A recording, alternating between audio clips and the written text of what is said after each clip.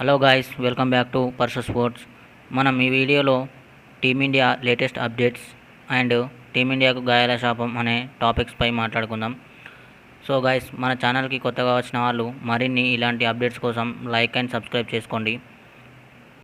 టాపిక్లోకి వెళ్తే టీమిండియాకు గాయాల శాపం.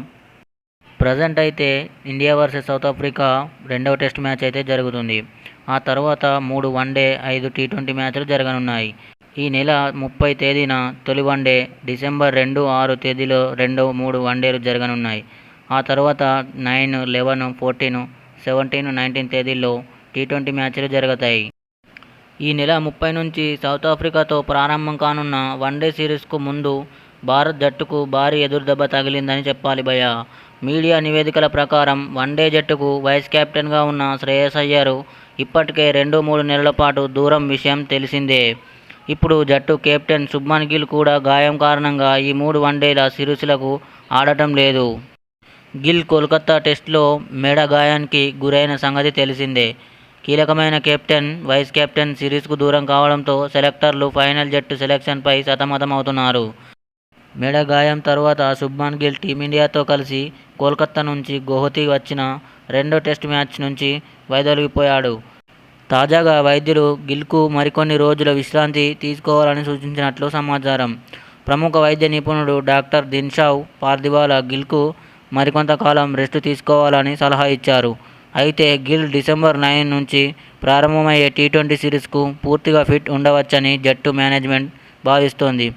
తదుపరి వారంలో గిల్కు మళ్లీ వైద్య పరీక్షలు నిర్వహించిన తర్వాత అతను టీ20 సిరీస్లో ఆడతాడా లేదా అనేది తుది నిర్ణయం తీసుకుంటారు. శుభ్మన్ గిల్ వన్డే సిరీస్కు అందుబాటులో లేకపోవడం జట్టు ఎంపికపై వేగంగా నిర్ణయాలు తీసుకోవాల్సిన పరిస్థితి ఏర్పడింది. దురదృష్టవశాత్తు శుభ్మన్ గిల్ సౌత్ ఆఫ్రికాతో జరిగే 3 వన్డే సిరీస్లకైతే అందుబాటులో ఉండడు. త్వరలోనే గౌహతిలో సెలెక్టర్ల సమావేశం జరగనుంది.